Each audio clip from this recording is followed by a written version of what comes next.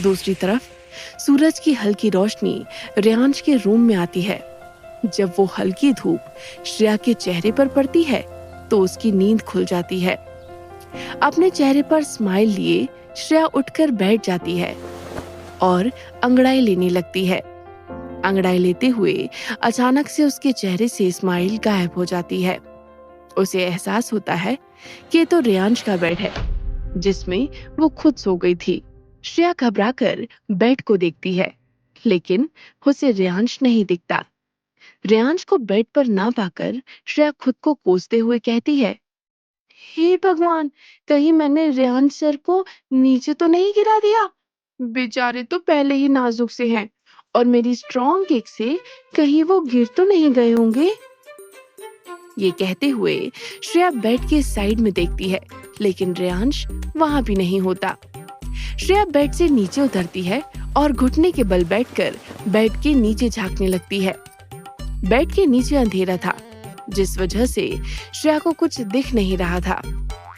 वो बेड के नीचे झांकते हुए कहती है, रेयांश सर, क्या आप बेड के नीचे सो रहे हो? श्रेया के पीछे से रेयांश की आवाज आती है, तुम्हें क्या लगता है? श्रेया पहले से ही इतनी परेशान थी कि उसे अंदाजा नहीं हुआ कि आवाज उसके पीछे से आ रही है। श्रेया को लग रहा था कि रेयांश उसकी किक से गिरकर बेड के अंदर चला गया है। श्रेया बेड के नीचे झांकते हुए कहती है, रेयांश सर, देखिए, कल जो भी हुआ उसमें मेरी गलती नहीं है। मुझे पता ही नहीं चला कि कब मुझे नींद आ गई। और वो क्या है ना, कभी कभी मैं नींद में किक मार देती हूँ। मैं बहुत स्ट्रांग हूँ ना, तो लोगों को वो किक थोड़ी ज्यादा लग जाती है। रेयांश श्रेया के पीछे खड़ा उसकी बेवकूफी को देख रहा था। श्रेया आगे कहती है, लेकिन गलती आपकी भी है। आप इतने नाजुक क्यों हो? लड़कों को थोड़ा स्ट्रांग होना चाहिए। रेयांश श्रेया की तरफ झुकता है और उसके कान के पास आकर कहता है, तो तुम्हें लगता है कि मैं स्ट्रांग नहीं हूँ? श्रेया फौरन कहती है, अगर होते तो। श्रेया इतना ही कह पाती है, तभी उसे एहसास होता है कि वो आवाज तो पीछे से आ रही है। ये समझते ही डर से श्रेया की सांसें रुक जाती हैं। उसकी अब पीछे मुड़कर देखने की हिम्मत नहीं हो रही थी। वो बिना अपनी गर्दन घुमाए तिरछी नजरों से पीछे देखने की कोशिश कर रही थी, जहां से वो आवाज आ रही थी। रेयांश नीचे घुटने के बल बैठ जाता है और अपने एक हाथ से श्रेया का चेहरा पकड़कर उसे अपनी तरफ करता है। रेयांश को देखकर श्रेया की आंखें हैरानी से बड़ी हो जाती हैं और वो एकटक उसे देखने लगती है। कुछ देर तक रेयांश को देखने के बाद अचानक से श्रेया की चीख निकल जाती है। रेयांश को इसकी उम्मीद नहीं थी। वो भी झिझक कर पीछे हो जाता है। रेयांश श्रेया पर थोड़ा गुस्सा होकर कहता है, तुम ऐसे चिल्ला क्यों रही हो? श्रेया अपनी आंखें छोटी करके रेयांश की तरफ उंगली पॉइंट करते हुए कहती है, कौन हो तुम? श्रेया का चेहरा घबराहट और गुस्से से लाल हो गया था।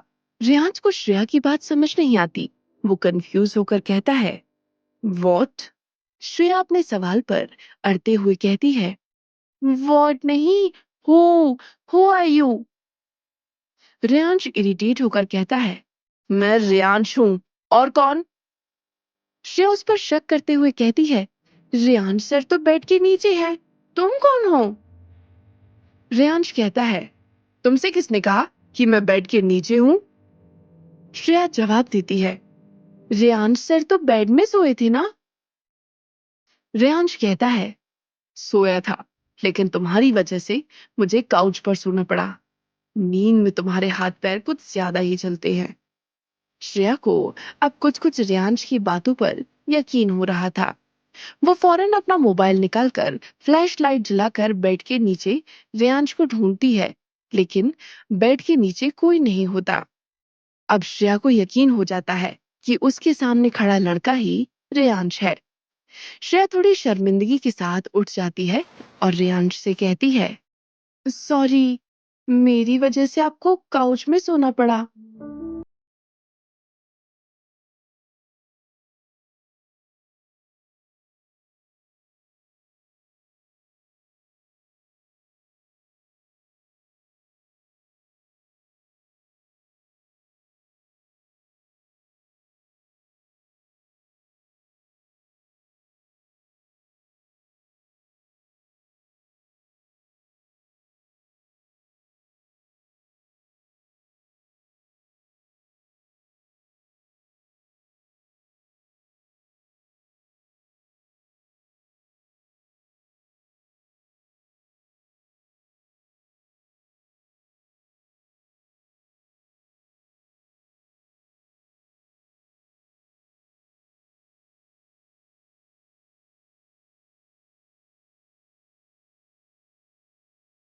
है।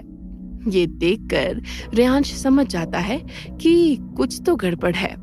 उसे देखकर साफ समझ आ रहा था कि श्रेया की विश सीधी तो बिल्कुल नहीं है। रेयांश अब चिढ़ जाता है। उसे हमेशा से श्रेया का नाखून चबाना सबसे ज्यादा इरिटेट करता था। वो बस क्यूरियस होकर श्रेया को देखने लगता है। वो श्रेया का हाथ उसके मुंह से निकालते हुए कहता है, तुम्हें कल रात की बात याद है? कल रात के बारे में सोचकर श्रेया थोड़ा घबरा जाती है और डरते हुए हाँ में अपना सिर हिलाती है। रेयांश श्रेया का हाथ अपनी तरफ खींचता है और उसके करीब जाकर उसकी आंखों में देखते हुए कहता है, तुमने देखा ना, मैंने उस आदमी की उंगलियां कैसे काटी थी? रेयांश की बातें सुनकर श्रेया उसी पल में चली जाती है जब रेयांश ने उस आदमी से लड़ते हुए उसकी उंगलियां काट दी थी। श्रेया डरते हुए रेयांश को देखती है। रेयांश आगे कहता है, अगर दोबारा तुमने अपनी उंगलियां अपनी दांतों से काटी तो मैं। इससे पहले रेयांश आगे कुछ कहता, श्रेया अपना हाथ झटक कर पीछे हो जाती है और डर से हकलाते हुए कहती है, नहीं नहीं, मुझे मेरी उंगलियां नहीं कटवानी है। कितने सालों में इतनी लंबी हुई हैं, फिर से नहीं बढ़ी तो। रेयांश श्रेया को घूरते हुए कहता है, क्या तुम्हें ऐसा लगता है कि उंगलियां फिर से बढ़ सकती हैं? श्रेया अपना मुंह बनाकर कहती है, नाखून तो बढ़ते हैं ना, तो उंगलियां क्यों नहीं? रेयांश हैरान होकर कहता है, क्या तुम सच में इतनी बेवकूफ हो? तुम्हें मेरी कंपनी में जॉब कैसे मिल गई? ये कहते ही रेयांश के दिमाग में ये बात क्लिक कर जाती है। उसने अब तक नोटिस नहीं किया था कि श्रेया जैसी अनप्रोफेशनल लड़की रेयांश की कंपनी में सिलेक्ट कैसे हो गई। वैसे तो श्रेया की क्वालिफिकेशन काफी अच्छी थी, लेकिन उसका बिहेवियर प्रोफेशनल नहीं था और रेयांश की कंपनी उन लोगों को बिल्कुल भी हायर नहीं करती थी जो थोड़े भी अनप्रोफेशनल हों।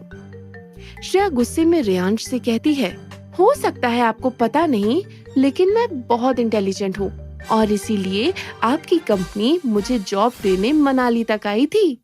रेयांश हैरान होकर कहता है, व्हाट? श्रेया गर्व भरी मुस्कान के साथ जवाब देती है, और नहीं तो क्या, आपकी कंपनी कितना डर गई थी कि मेरे जैसी शार्प ब्रेन कहीं और न जाए, इसीलिए वो हड़बड़ी में मेरे पास मेरी पसंद का पैकेज लेकर आए थे। वरना मुझे क्या पड़ी थी कि मनाली से दूर देहरादून में आपकी कंपनी ज्वाइन करूं। मैं तो इससे बड़ी कंपनी ज्वाइन करने वाली थी। रेयांश की कंपनी के बारे में बात करते हुए श्रेया का मुंह उतर गया था और दूसरी कंपनी के बारे में बात करते हुए वो बहुत खुश हो गई थी। ये देखकर रेयांश की आंखें छोटी हो जाती हैं। लेकिन जो बात रेयांश को बहुत परेशान कर रही थी वो ये थी कि उसकी कंपनी में किसने श्रेया को हायर किया और देहरादून लेकर आया। रेयांश को साफ समझ आ रहा था कि ये जरूर किसी की प्लानिंग थी। कोई श्रेया को रेयांश तक पहुंचाना चाहता था। रेयांश आगे कहता है, क्या तुम बता सकती हो तुम्हें किसने हायर किया था? श्रेया कहती है,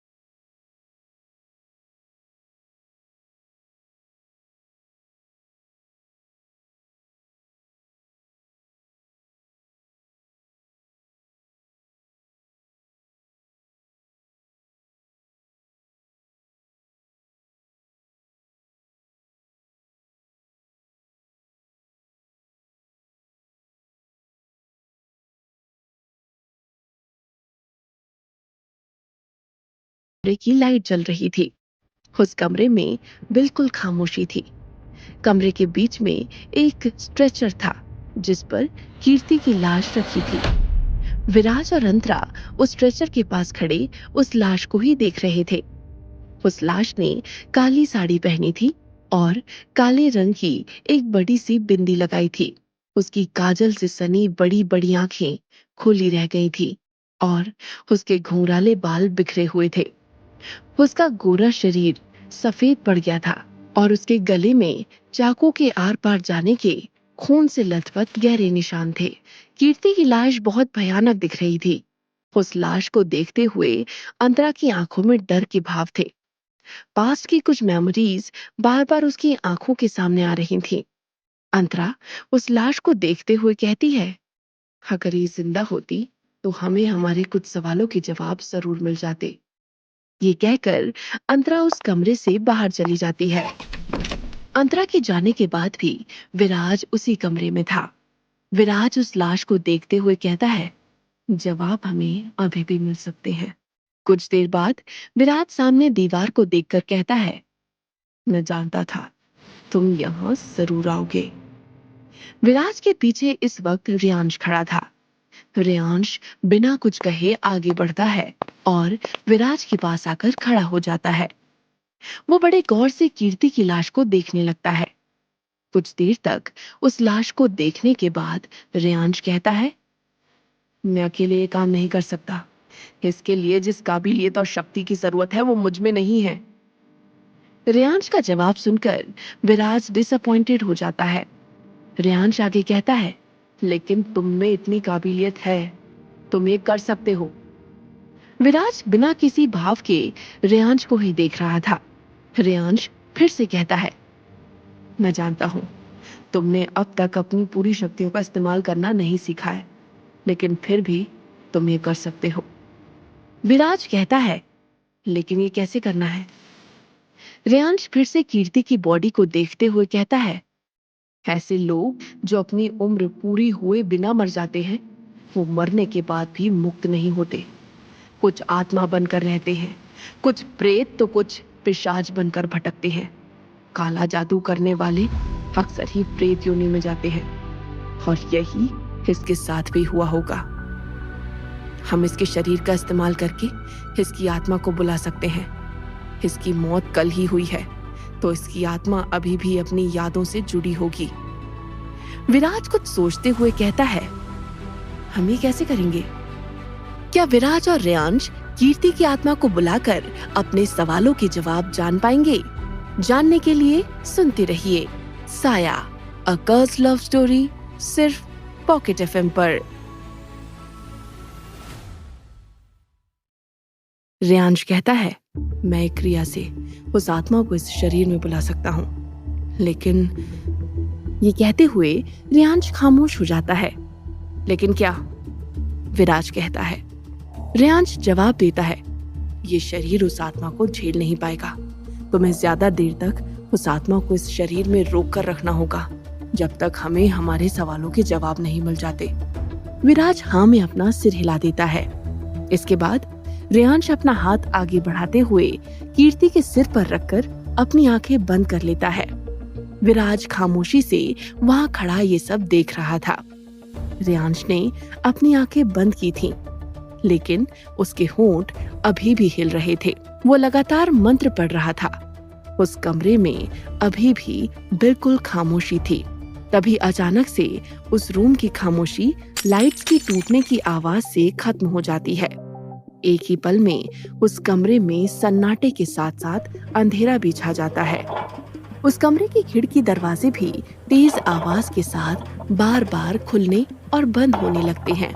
अचानक से उस कमरे में ठंडक बढ़ जाती है और विराज को एक अजीब सी नकारात्मक ऊर्जा महसूस होती है। विराज अंधेरे में भी साफ देख सकता था, लेकिन उसे कुछ भी दिखाई नहीं दे रहा था। इन सब से अलग रियांश अभी भी अपना मंत्र पढ़ रहा था। तभी विराज को अपने गर्दन पर ठंडी हवा का एहसास होता है, जैसे वो किसी की सांसें हों। विराज अपनी जगह पर खामोशी से खड़ा रहता है। वो बिल्कुल नहीं हिलता। अगले ही पल विराज को अपने कान के बिल्कुल करीब से कीर्ति की फुसफुसाती हुई आवाज सुनाई देती है। मुझे पता था तुम्हें मेरी जरूरत पड़ेगी। विराज को अपने कान के पास वही ठंडक महसूस हो रही थी, लेकिन वो अब भी कुछ रिएक्ट नहीं करता। अगले ही पल रेयांश कीर्ति की लाश से अपना हाथ हटाकर 2 कदम पीछे हो जाता है। रेयांश ने अब मंत्र का जाप बंद कर दिया था और उस कमरे को देखने की कोशिश कर रहा था, जहां अब बिल्कुल अंधेरा था। रेयांश विराज की तरह अंधेरे में नहीं देख सकता था। वो फौरन अपने पॉकेट से अपना मोबाइल निकालता है और फ्लैश लाइट ऑन करके अपने आसपास देखने लगता है। विराज रेयांश से कहता है, वो यही है ना? रेयांश जवाब देता है, हाँ। रेयांश के ऐसा कहते ही उसके मोबाइल की फ्लैश लाइट भी बार बार जलने और बुझने लगती है। विराज फिर से कहता है, ये सब वही कर रही है। रेयांश जवाब देता है, वो हमें डराने की कोशिश कर रही है। जैसे ही रेयांश अपनी बात पूरी करता है, उस कमरे में एक औरत की भयानक आवाज सुनाई देती है। लेकिन इसका कोई फायदा नहीं हो रहा है। वो आवाज सुनकर विराज और रेयांश के चेहरे और भी सीरियस हो जाते हैं और उन्हें धीमी आवाज में किसी के गुर्राने की आवाज सुनाई देती है। वो दोनों ही जान गए थे कि ये आवाज कहां से आ रही थी। रेयांश और विराज पीछे मुड़कर कीर्ति की लाश को देखते हैं। कीर्ति की लाश बिल्कुल वैसे ही पड़ी थी, बस फर्क इतना था कि अब उसकी आंखों की पुतलियां गायब हो चुकी थी और उसके चेहरे पर एक भयानक मुस्कान थी। कीर्ति की बॉडी चीखते हुए एक झटके में उठकर बैठ जाती है। ऐसा होने पर रेयांश को एक जोर का झटका लगता है और वो हवा में उठकर पीछे दीवार से टकरा जाता है। कीर्ति स्ट्रेचर पर बैठे गुस्से में रेयांश को घूर रही थी। उसका सफेद पड़ा चेहरा, काजल से सनी बिना पुतलियों की आंखें, बिखरे बाल, खून से लाल गर्दन और चेहरे पर गुस्सा उस जलती बुझती फ्लैश लाइट में और भी भयानक दिख रहा था। कीर्ति की बॉडी रेयांश की तरफ बढ़ने ही वाली थी, तभी वो रुक जाती है।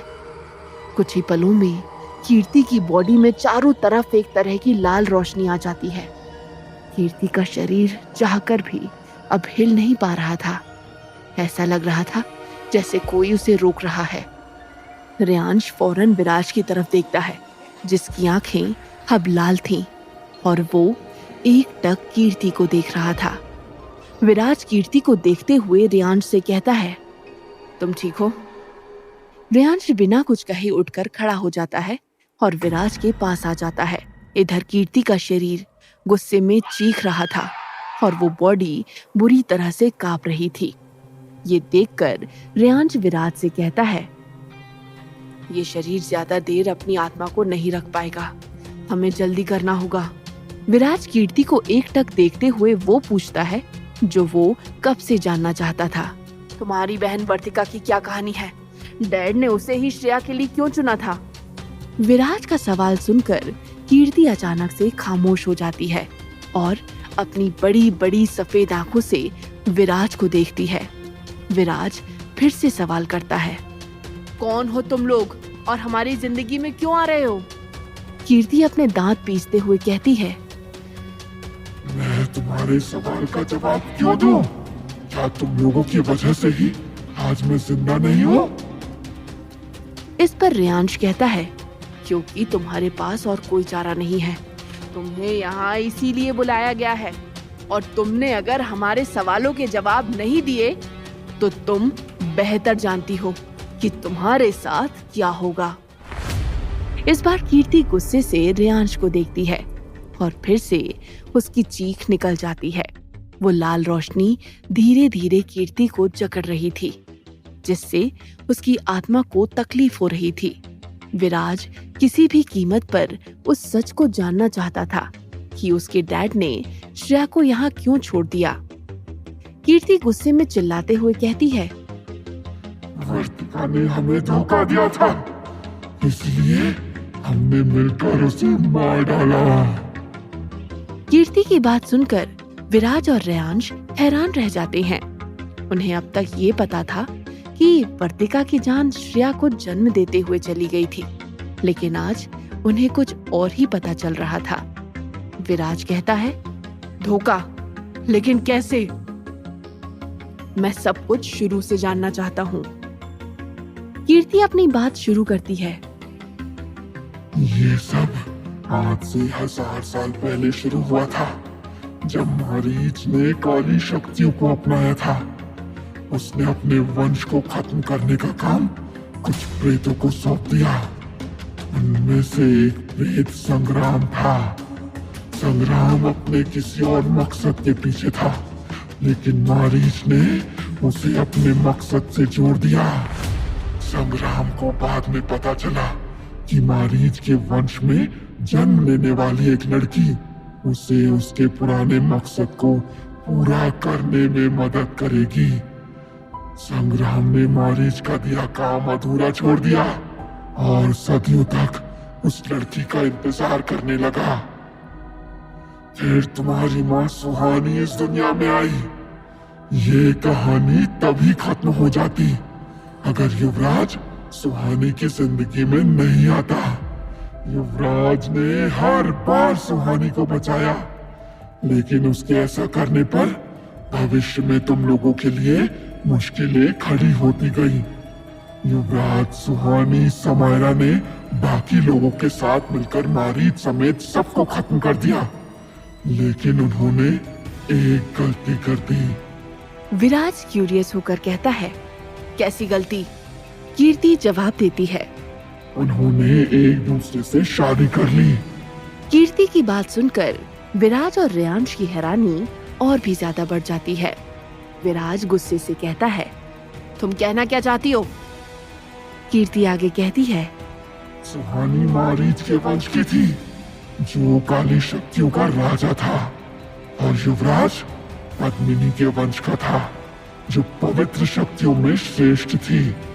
उन दोनों का वंश बिल्कुल अलग था। जब उन्होंने शादी की तो ये तय था कि उनकी संतान में दोनों वंश की शक्तियां आ जाएंगी। यही वजह थी कि तुम लोगों पर ऐसी शक्तियों की नजर पड़ गई जिनके बारे में ना तुम सोच सकते हो, ना तुम्हारे माँ बाप। मैं नहीं जानती क्यों, लेकिन पद्मिनी ने युवराज को अपना वंश बढ़ाने के लिए कहा था। युवराज के 2 बच्चे होने थे, पहले तुम हुए। उन्होंने तुम तक पहुंचने की बहुत कोशिश की, लेकिन हर बार युवराज ने तुम्हें बचा लिया।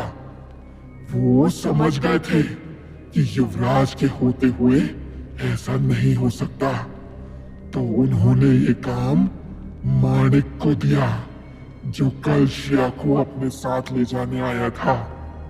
माणिक ने मौका देखकर सुहानी पर अपना काला जादू किया, जिससे सुहानी मां नहीं बन पा रही थी। लेकिन युवराज के लिए अपने दूसरे बच्चे को जन्म देने का वक्त आ गया था। जब सुहानी की तबीयत बेहतर नहीं हुई, तब युवराज ने किसी की मदद लेने के बारे में सोचा। हमें बस इसी मौके की तलाश थी। हम सब ने विराज को अपने जाल में फंसाया और वर्तिका को उस तक पहुंचा दिया। युवराज जानता था कि उसके और सुहानी के बच्चे को जन्म देने की काबिलियत किसी आम औरत में नहीं थी। वर्तिका ने ऐसी स्थिति पैदा कर दी कि युवराज खुद चलकर उसके पास आया। इस तरह से हमारा कोई युवराज के घर तक पहुंच गया। जब वर्तिका पेट से थी, तब युवराज और सुहानी ने उसे अपने घर में रख लिया। इस दौरान वर्तिका ने तुम्हें भी हम तक पहुंचाने की कोशिश की, लेकिन कभी ऐसा नहीं कर पाई।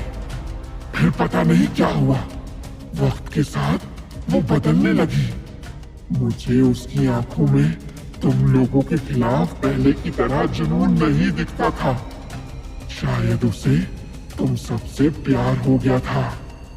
हमने तय किया था कि वर्तिका युवराज की दूसरी औलाद को हमें ला कर देगी, लेकिन बार बार वो कोई बहाना बना देती। एक बार मौका पाकर उन्होंने समायरा को अपने जाल में फंसा लिया और फिर उसे विराज को लाने के लिए कहा, लेकिन वो बेवकूफ औरत अपने बेटे रियांश को ले आई और फिर से हमारा खेल खराब हो गया। लेकिन एक बात बन गई, समायरा को बचाने के लिए युवराज और सुहानी मनाली चले गए और वर्तिका शिमला में अकेली रह गई। मौका देखकर मैंने और माणिक ने कुछ लोगों के साथ मिलकर वर्तिका पर हमला कर दिया। वैसे तो मैं अकेली ही उस वर्तिका के लिए काफी थी, लेकिन उन्होंने कहा कि मैं और भी लोगों को अपने साथ ले जाऊं। फिर मुझे पता चला कि उन्होंने ऐसा क्यों कहा था। वर्तिका अचानक से हम सबसे कहीं ज्यादा ताकतवर हो चुकी थी। जिस माणिक से उसने बहुत कुछ सीखा था, बड़ी आसानी से वो उसी को हरा रही थी। हमने बहुत कोशिश की, लेकिन उसे संभाल नहीं पाए और वर्तिका युवराज के बच्चे को अपने गर्भ में लिए भाग गई। हम सब वर्तिका की शक्तियों को देखकर हैरान थे। बाद में हमें पता चला कि उसकी उन शक्तियों की वजह उसके पेट में पल रहा बच्चा था, तुम्हारी बहन श्रेया। युवराज ने मनाली में समायरा और रियांश को बचा लिया, लेकिन फिर उसे पता चला कि वर्तिका उसके बच्चे को लेकर भाग गई। मुझे आज तक समझ नहीं आया कि युवराज ने अपनी बच्ची को ढूंढने की कोशिश क्यों नहीं की। ये उसके लिए इतना मुश्किल भी नहीं था, लेकिन वो और समायरा ये बात जान गए थे कि यहाँ उनके बच्चे सुरक्षित नहीं हैं। उसी रात युवराज और समायरा के परिवार ने हिमाचल छोड़ दिया और यहाँ से चले गए। उनके जाने के बाद वर्तिका अपने पेट में युवराज और सुहानी का बच्चा लिए उसे बचाती फिर रही थी, लेकिन एक रात वो फिर से हमारे हाथ लग गई। जब उसे दर्द शुरू हुआ तो अनजाने में वो उसी अनाथालय के पास मदद के लिए चली गई जो माणिक का था। माणिक ने वो अनाथालय अपनी बलि की जरूरतों को पूरा करने के लिए बनाया था। जब भी उसे इंसानी बलि की जरूरत पड़ती, वो अनाथालय के बच्चों का इस्तेमाल करता। उस रात जब वर्तिका को दर्द शुरू हुआ था तो अनाथालय के लोगों ने उसे हॉस्पिटल पहुंचाया। तभी हमें उसके बारे में पता चला। हमें विराज के बच्चे का भ्रूण चाहिए था, लेकिन तब श्रेया जन्म लेने वाली थी। उसके जन्म लेते ही हमें उसकी बलि देनी थी। हमने इसके लिए पूरी कोशिश की, लेकिन वर्तिका ने हमें उस वक्त भी रोक कर रखा। वो उस हालत में नहीं थी कि हमारा सामना कर सके और हमसे लड़ते हुए उसने दम तोड़ दिया। तब श्रेया उसके पेट में ही थी। मैंने ही वर्तिका का पेट फाड़कर श्रेया को बाहर निकाला था। हम उसी रात श्रेया की बलि देना चाहते थे। हम उसे उसी गुफा में लेकर गए और फिर उनके पास छोड़ दिया। पता नहीं उस रात क्या हुआ, उन्होंने श्रेया को मारने से इनकार कर दिया और उसे माणिक को दे दिया। उन्होंने कहा कि अभी उस बलि का वक्त नहीं आया है। उस रात के बाद से श्रेया माणिक के अनाथालय में रहने लगी। बचपन से ही वो सबसे अलग थी। उसमें काफी शक्तियां थीं, जिससे वो अनजान थी। माणिक ने उसकी बहुत सी शक्तियों का इस्तेमाल किया और खुद ताकतवर होता गया। फिर पता नहीं क्यों उन्होंने संग्राम को आजाद कर दिया। जब से संग्राम को पता चला कि सुहानी की बेटी इस दुनिया में है, वो भी श्रेया को चाहता है, लेकिन अब मुझे लगता है कि ये खेल कोई और ही खेल रहा है। ये कहते हुए कीर्ति खामोश हो जाती है। क्या बताने वाली है कीर्ति आगे? क्या रियांश और विराज को उनके सभी सवालों के जवाब कीर्ति से मिल पाएंगे?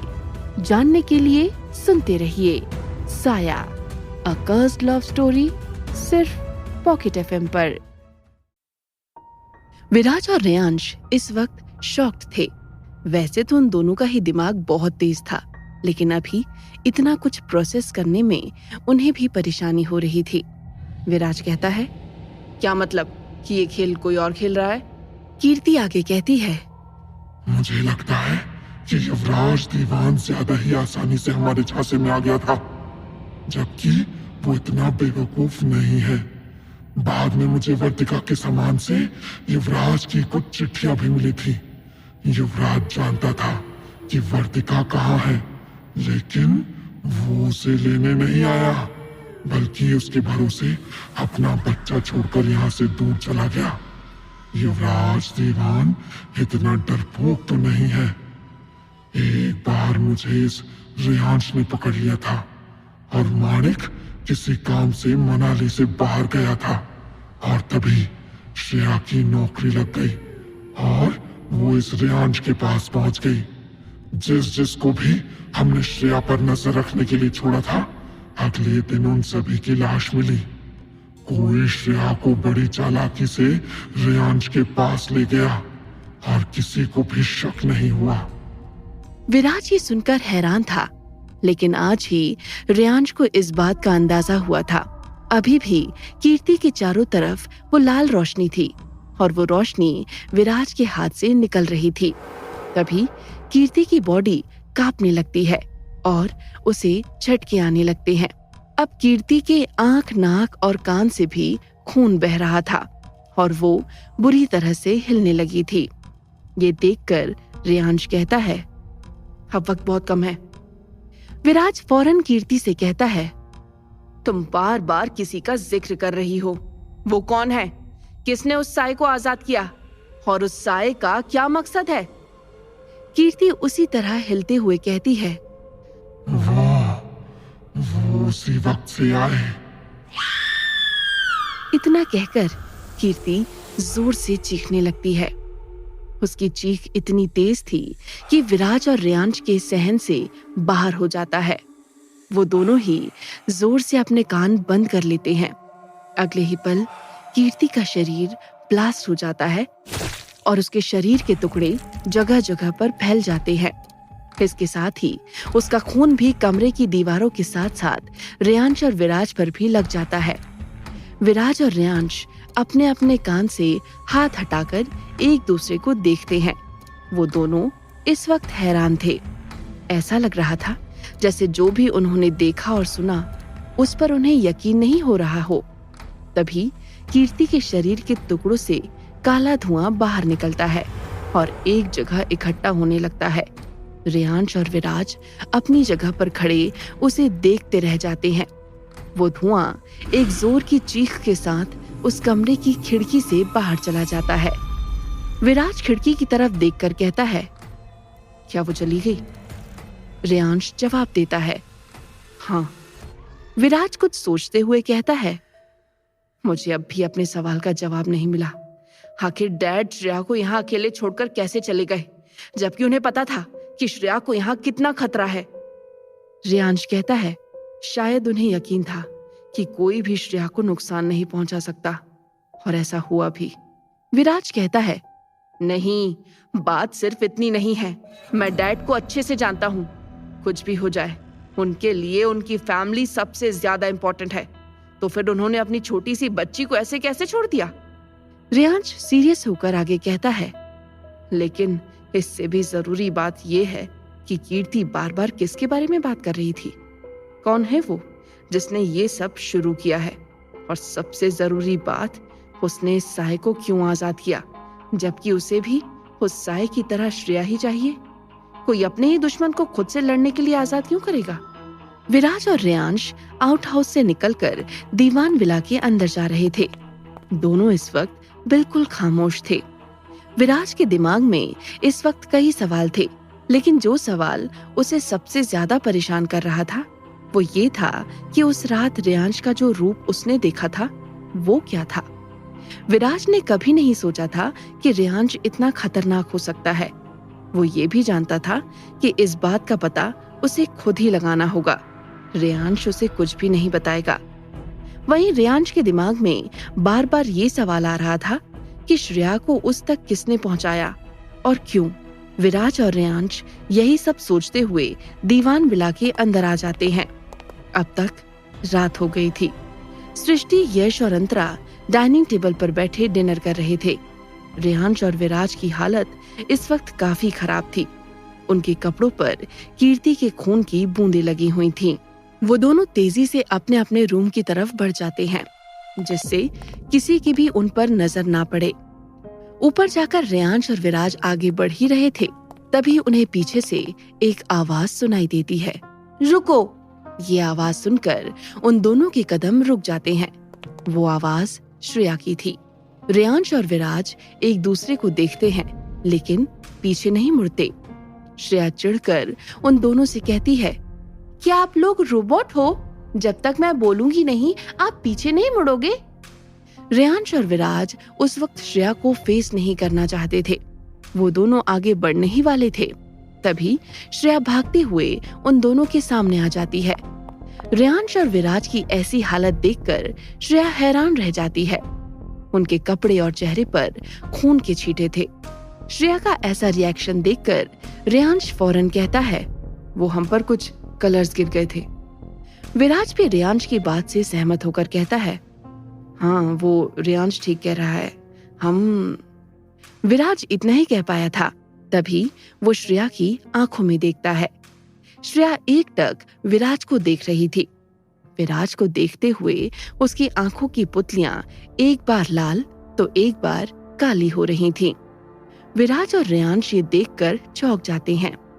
श्रेया विराज पर नजर बनाए हुए अपना हाथ आगे बढ़ाती है और उसके गाल पर रख देती है। विराज और रेयांश को कुछ समझ नहीं आ रहा था। वो श्रेया से कहता है, श्रेया तुम ये।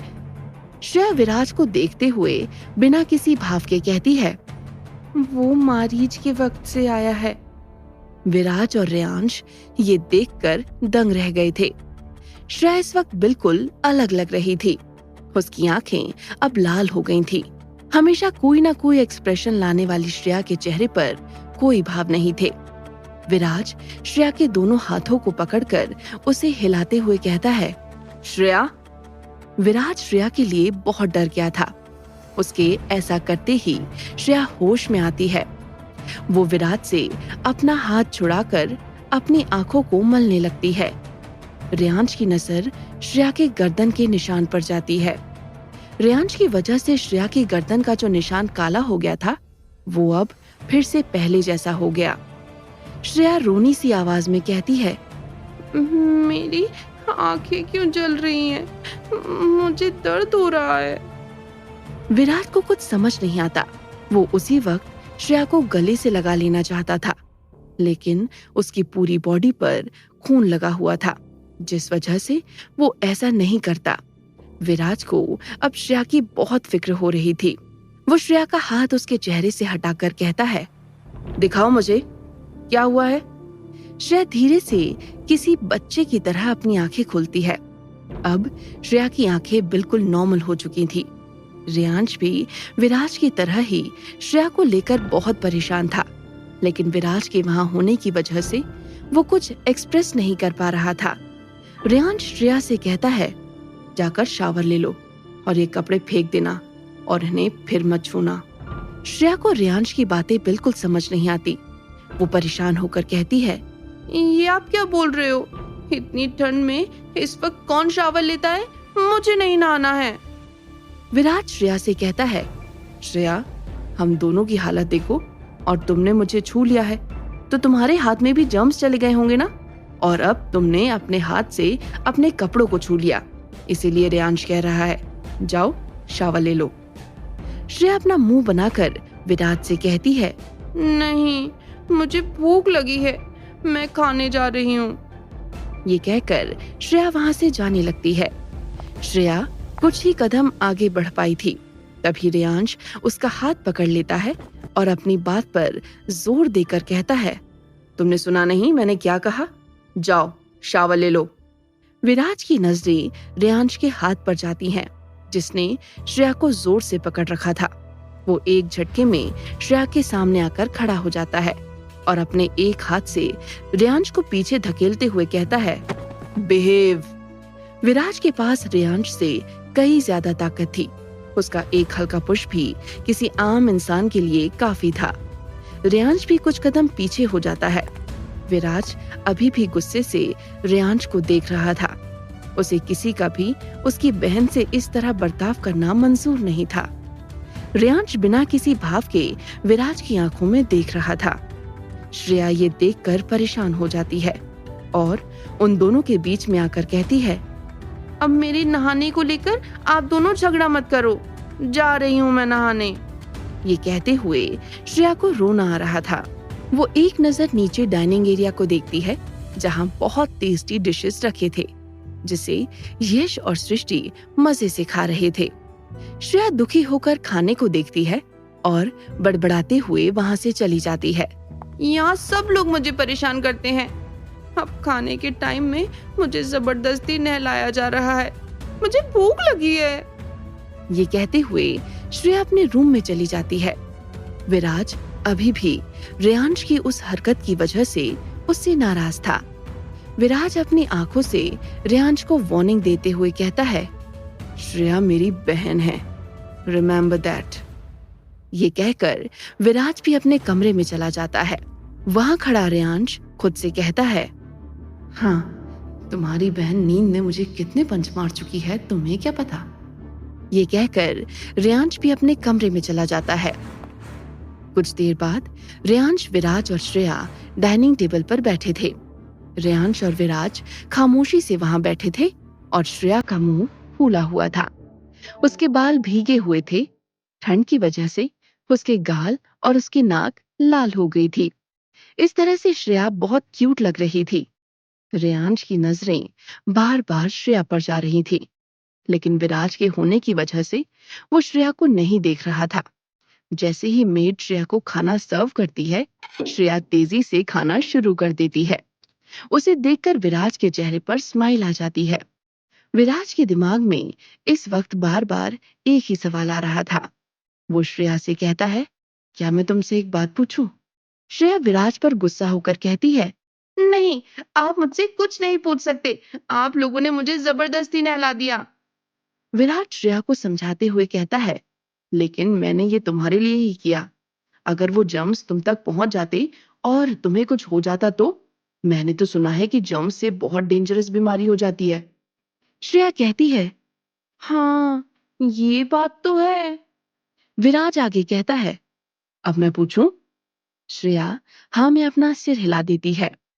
विराज आगे कहता है, तुमने ऐसा क्यों कहा कि वो मारीच के वक्त का है? तुम किसकी बात कर रही थी? श्रेया मुंह बनाकर कहती है, विराज सर, ये आप कैसी बातें कर रहे हो? मैंने ऐसा कब कहा? वैसे भी मैं रात को ऐसे भूत प्रेतों का नाम नहीं लेती। मुझे बहुत डर लगता है।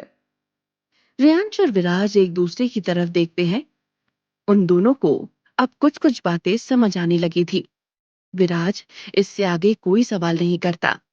श्रेया खाना खत्म करके वहां से चली जाती है। श्रेया के जाने के बाद रेयांश विराज से कहता है, तुम्हें क्या लगता है इस बारे में? विराज कुछ सोचते हुए कहता है, यहाँ हम सबके कोई ना कोई राज है, लेकिन श्रेया का राज इन सबसे बड़ा है। शायद कोई है जो उसे कंट्रोल कर रहा है, या फिर। ये कहते हुए विराज खामोश हो जाता है। रेयांश क्यूरियस होकर कहता है, या फिर क्या? विराज आगे कहता है, श्रेया के पास इतनी शक्तियां हैं कि वो उन्हें संभाल नहीं पा रही है। रेयांश फिर से कहता है, तो आगे क्या? कौन कौन सी शक्तियां हैं श्रेया के पास और कौन है जो श्रेया को कंट्रोल कर रहा है? जानने के लिए सुनते रहिए साया, अ कर्स्ड लव स्टोरी, सिर्फ पॉकेट एफएम पर। विराज एक गहरी सांस लेकर कहता है, श्रेया ने कहा कि वो मारीच के वक्त से आया है। अगर मैं सही हूं तो श्रेया हमें उस सवाल का जवाब दे रही थी जिसे मैंने कीर्ति से आखिरी बार पूछा था। श्रेया ने मेरा चेहरा छुआ था और मेरे चेहरे पर कीर्ति का खून लगा था। इसका तो यही मतलब बनता है कि श्रेया ने कीर्ति के उन खून के छींटों को छूकर उसने कीर्ति का दिमाग पढ़ लिया। इसका मतलब। रेयांश कुछ सोचने की कोशिश कर रहा था। विराज आगे कहता है, बात मारीच की है तो हमें फिर से उस विशिंग वेल में जाना होगा। रात हो चुकी थी। श्रेया के रूम में श्रेया, सृष्टि और यश थे। यश खिड़की के पास खामोशी से खड़ा था। वो कुछ नाराज लग रहा था। श्रेया बेड पर बैठी थी। हैरानी से उसका मुंह खुला था और वो आंखें फाड़कर सृष्टि को देख रही थी। सृष्टि श्रेया के सामने खड़ी थी और इस वक्त वो काफी शर्मिंदा लग रही थी। यश भी नाराजगी के साथ सृष्टि को देख रहा था।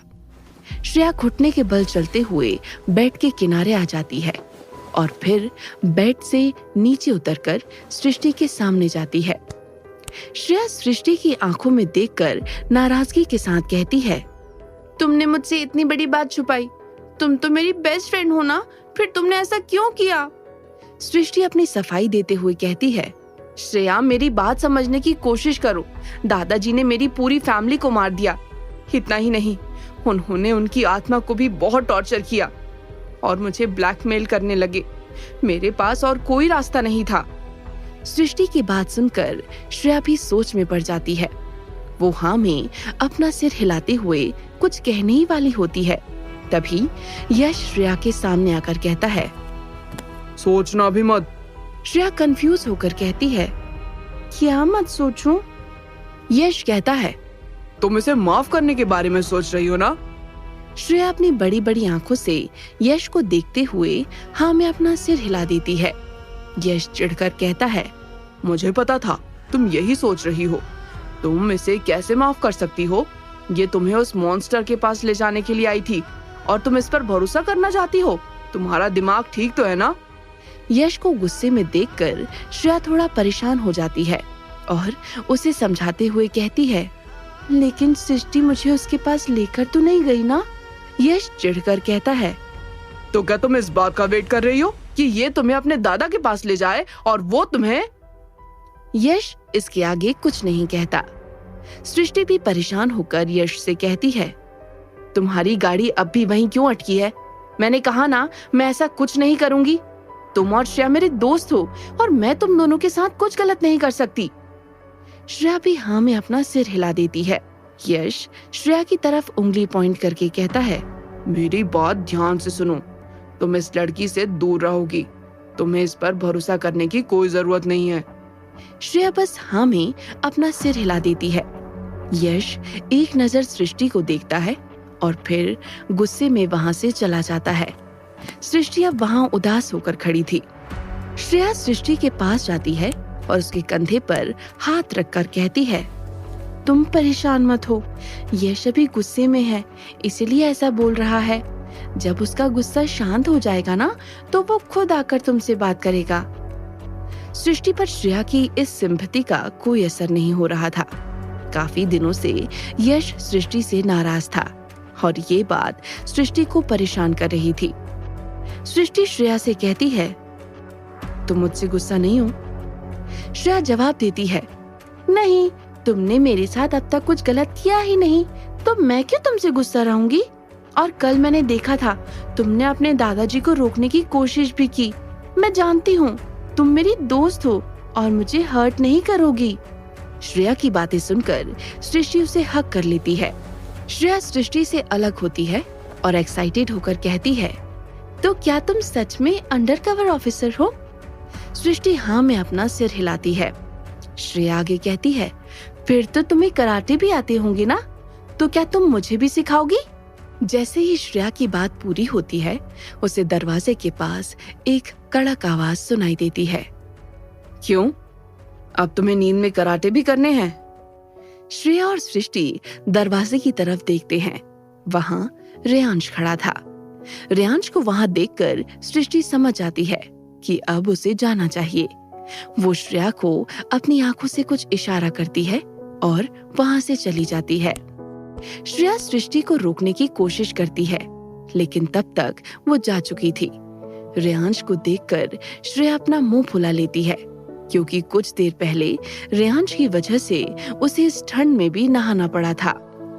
रेयांश चलकर श्रेया के पास आता है और उससे कहता है, तुम्हें कैसे पता चला कि वो मारीच के वक्त का है? श्रेया को रेयांश की बात कुछ समझ नहीं आई थी। उसे तो याद भी नहीं था कि उसने युवराज से क्या कहा था। वो अपना मुंह बनाकर कुछ देर तक सोचती है और फिर कहती है, मैंने तो सुना था कि आप शराब नहीं पीते। अब रेयांश को श्रेया की बात समझ नहीं आती। वो जवाब देता है, नहीं। श्रेया कहती है, तो फिर ड्रग्स लेते होंगे। रेयांश फिर से कहता है, बिल्कुल भी नहीं। इस बार श्रेया चीखते हुए कहती है, तो फिर इतना अजीब अजीब सवाल क्यों पूछ रहे हो?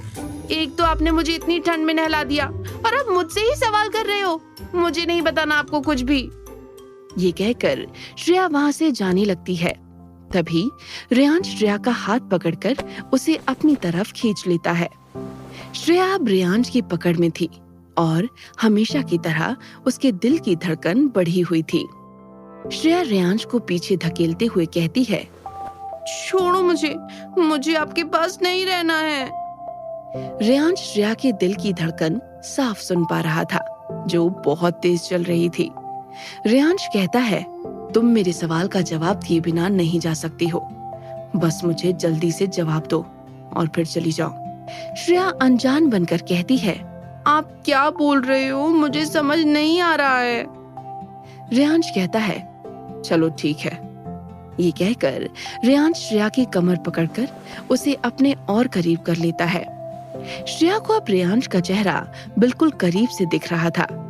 श्रेया की आंखें रेयांश के हैंडसम चेहरे पर रुक गई थी, लेकिन रेयांश ने इस वक्त अपनी आंखें बंद कर ली थी। ऐसा लग रहा था जैसे रेयांश मन ही मन कुछ मंत्र पढ़ रहा था। अगले ही पल रेयांश श्रेया के फोरहेड पर एक उंगली रखता है। उसके ऐसा करते ही श्रेया की पलकें भारी हो जाती हैं और वो रेयांश की बाहों में झूलने लगती है। रेयांश श्रेया के कान के पास जाकर कहता है, तुम्हें मारीच और उस साए के बारे में क्या पता है? श्रेया भारी पलकों के साथ कहती है, ये सब हजारों साल पहले शुरू हुआ था। रेयांश अपने सवाल पर जोर देकर कहता है, शुरू हुआ था? लेकिन क्यों और कहां? श्रेया आधी बेहोशी की हालत में कहती है, उस सिंघानिया मैंशन के तहखाने में।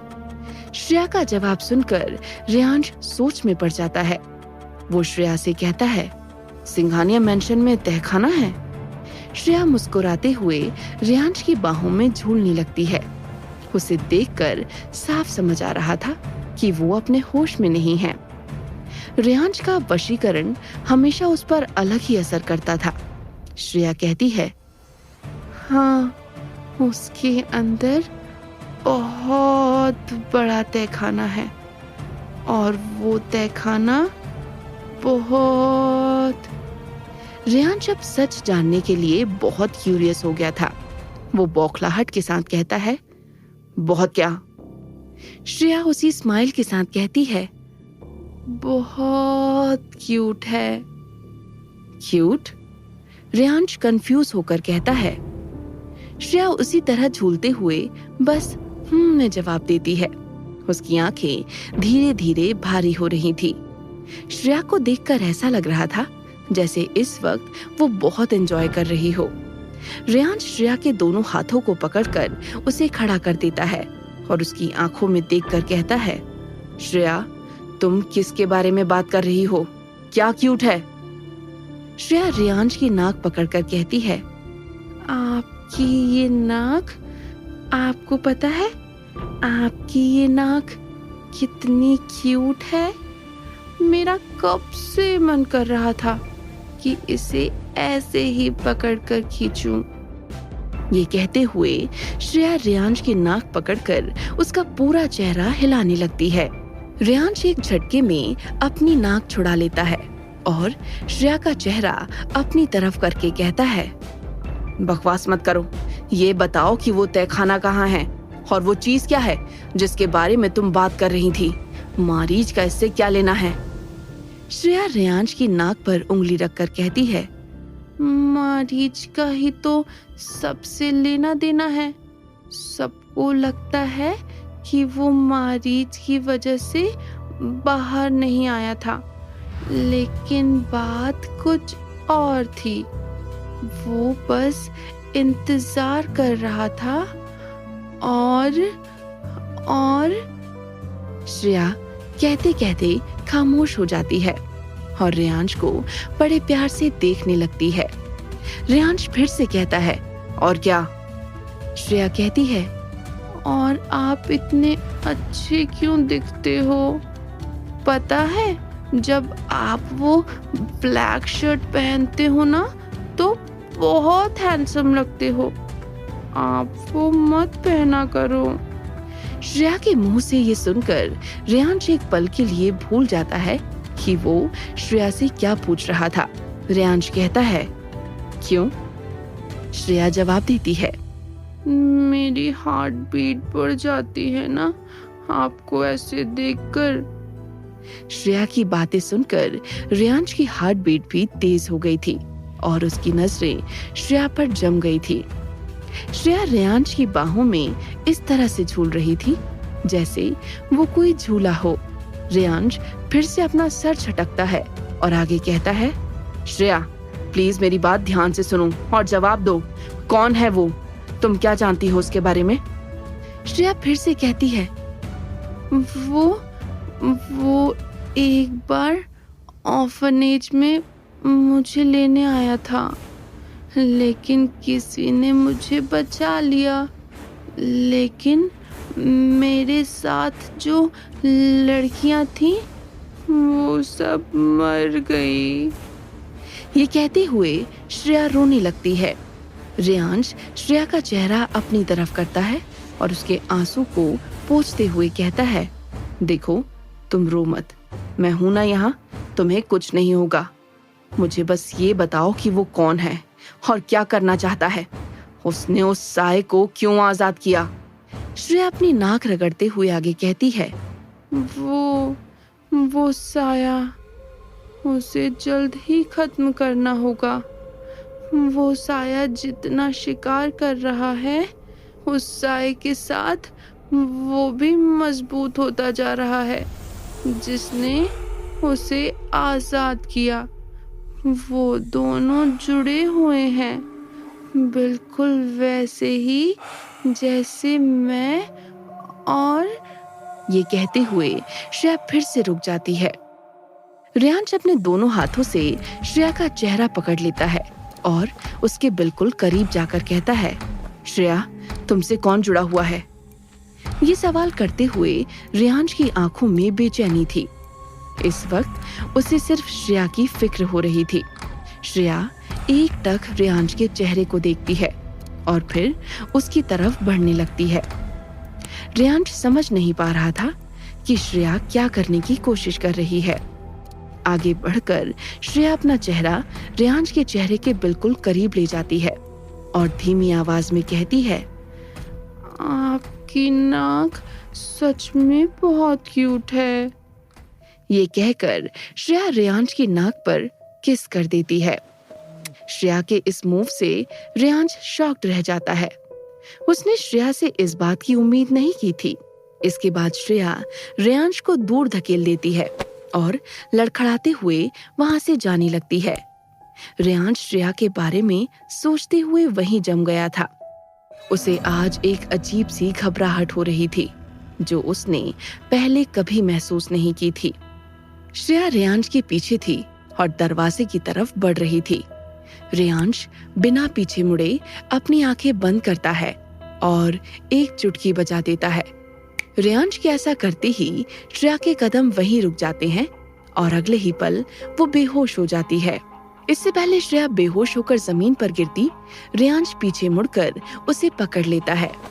श्रेया रेयांश की बाहों में बेहोश थी और रेयांश बिना किसी भाव के श्रेया के चेहरे को देख रहा था।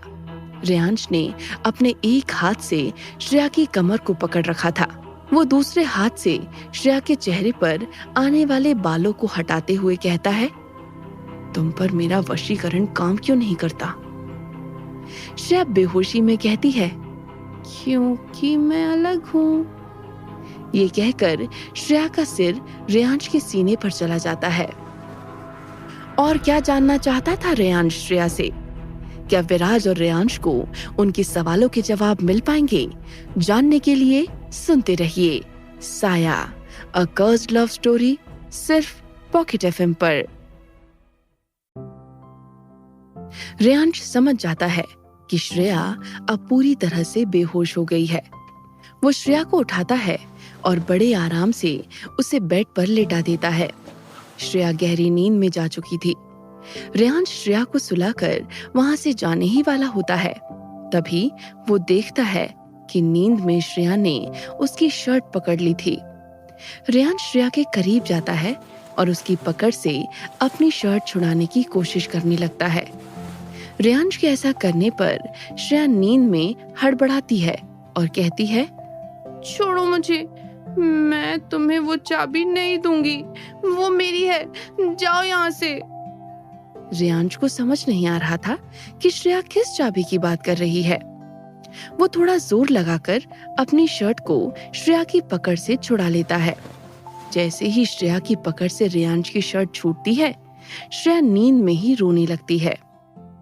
ये देखकर रेयांश श्रेया के सिर पर हाथ रखकर उसे सहलाते हुए कहता है, शांत हो जाओ, सब ठीक है। रेयांश के ऐसा करने पर श्रेया फिर से शांत हो जाती है और करवट बदलकर फिर से गहरी नींद में सो जाती है। रेयांश कुछ देर तक श्रेया के चेहरे को देखता रह जाता है। फिर वो श्रेया की तरफ झुककर उसके फोरहेड पर किस करता है, फिर वहां से चला जाता है। दूसरी तरफ अंतरा अपने कमरे में बैठी थी। उसके बेड पर कुछ भोजपत्र बिखरे हुए थे और अंतरा परेशान होकर उन्हें देख रही थी। वो बार बार उन भोजपत्रों को इधर से उधर कर रही थी, लेकिन उसे कुछ समझ नहीं आ रहा था। अंतरा इरिटेट होकर खुद से कहती है, 1 हफ्ता हो गया है इसे मिले हुए, लेकिन अब भी कुछ समझ नहीं आ रहा है। अगर ऐसा ही चलता रहा तो मैं अपना काम पूरा नहीं कर पाऊंगी। अंतरा बेड से उठकर खड़ी हो जाती है और आगे कहती है, जिसका मुझे डर था वही हो रहा है। विराज और रेयांश अब एक साथ है। कहीं ऐसा ना हो कि वो दोनों उस तक मुझसे पहले पहुंच जाएं। नहीं नहीं, मुझे कुछ करना होगा। मुझे सबसे पहले उस तक पहुंचना होगा। हाँ, आज रात मुझे फिर से निकलना होगा। अंतरा ये बात कह ही रही थी, तभी उसे किसी के कदमों की आहट सुनाई देती है। उस आहट को सुनकर अंतरा अलर्ट हो जाती है और फौरन उन भोजपत्रों को मैट्रेस के नीचे दबा देती है। तभी उसके दरवाजे पर कोई नॉक करता है। अंतरा बेरुखी के साथ कहती है, अंदर आ जाओ। उस कमरे का दरवाजा खुलता है और विराज कमरे के अंदर आ जाता है। विराज को वहां देखकर अंतरा और भी घबरा जाती है, लेकिन वो खुद को संभालते हुए कहती है, तुम यहाँ क्या कर रहे हो? विराज अंतरा से कहता है, मुझे तुमसे एक सवाल करना था। अंतरा कहती है, कहो। विराज कहता है, मैंने सुना था कि मारीच को मारने के लिए मिसेस समायरा सिंह ने दृष्टा की मदद से कुछ काली शक्तियां जागृत की थी। तुम्हें क्या लगता है उस रात हमने रेयांश को जिस हालत में देखा था उसकी वजह दृष्टा हो सकती है? दृष्टा का नाम सुनते ही अंतरा के चेहरे का रंग उड़ जाता है। अंतरा खुद को संभालते हुए कहती है, नहीं नहीं, ऐसा कुछ नहीं है। जब मारीच को खत्म कर दिया गया था उसके बाद दृष्टा ने समायरा से वो सारी काली शक्तियां ले ली थी जिन्हें उसने जागृत किया था। विराज आगे कहता है, वही तो मैं भी कह रहा हूँ। हो सकता है रेयांश में भी उसकी मॉम की तरह काली शक्तियां हों जिसे उसने जागृत कर लिया हो। अंतरा नाम में अपना सिर हिलाकर कहती है, नहीं, बात वो नहीं है। उस वक्त हम दोनों वहां थे और उस वक्त हमने जो शक्ति महसूस की थी वो कई ज्यादा थी। वो दृष्टा की जागृत की गई शक्तियां नहीं थी। यहाँ बात कुछ अलग है। विराज अंतरा की बातों से कन्विंस हो जाता है। तभी अंतरा के कमरे में एक मेड आती है और उससे कहती है, मैडम, आपके लिए एक पार्सल आया है। आप एक बार उस आदमी से मिल लीजिए। बिना आपके साइन किए वो पार्सल नहीं दे रहा है। ये सुनकर अंतरा चौंक जाती है क्योंकि उसने तो कुछ भी नहीं मंगाया था। अंतरा बिना कुछ सोचे उस कमरे से बाहर निकल जाती है। अंतरा के जाने के बाद विराज की आंखें गहरी हो जाती हैं और उसकी नजर सीधे अंतरा के बेड पर जाती है। विराज चलकर अंतरा के बेड के पास जाता है और उस मैट्रेस को उठा देता है। विराज उन सभी भोजपत्रों को कुछ ही मिनटों में देख लेता है और सब कुछ उसी तरह से सेट करके वहां से चला जाता है। जैसे ही विराज अंतरा के रूम से बाहर निकलता है, उसका सामना रेयांश से होता है, जो अभी अभी श्रेया को सुला कर आया था। विराज को देखकर रेयांश उसके पास जाता है और कहता है, काम हुआ? विराज हाँ में अपना सिर हिला देता है और आगे कहता है, हम और वक्त ज़ाया नहीं कर सकते, हमें आज रात ही जाना होगा। रात के 8 बजे थे। श्रेया अचानक से नींद से जाग जाती है और उठकर बैठ जाती है।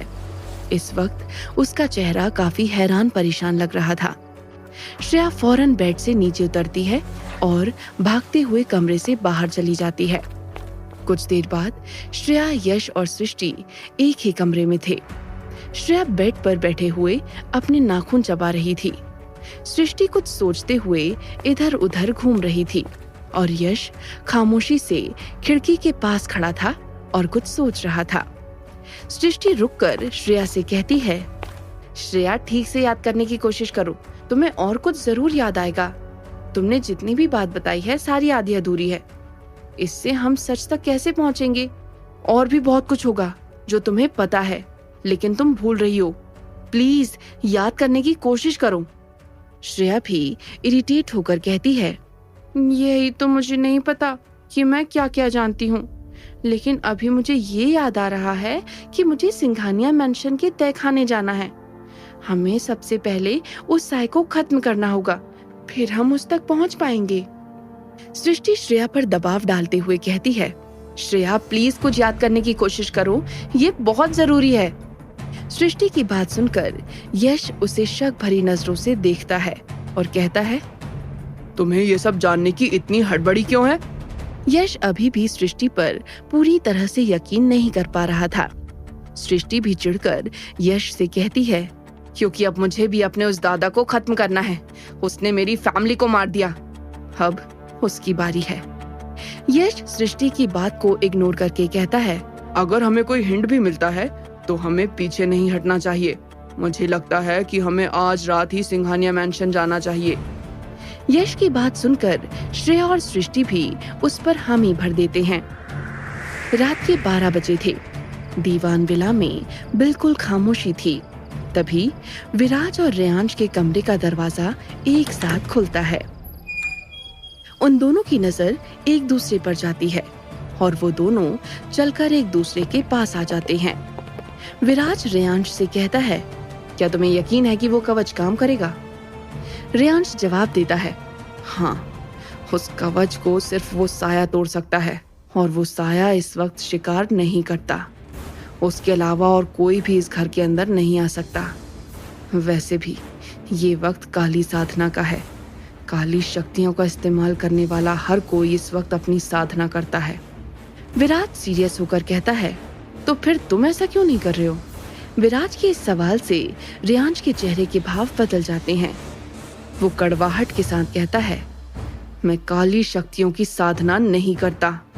विराज फौरन कहता है, तो फिर वो क्या था जो उस रात हुआ था? तुम्हारे अंदर बहुत ताकतवर काली शक्ति थी। रेयांश जवाब देता है, मैं तुमसे पहले भी कह चुका हूँ, मैं काली शक्तियों की साधना नहीं करता। इससे ज्यादा मैं कुछ नहीं कहना चाहता। विराज उस बात को छोड़ देता है और कुछ सोचते हुए कहता है, मुझे नहीं लगता कि श्रेया को इस तरह यहाँ छोड़कर जाना सेफ रहेगा।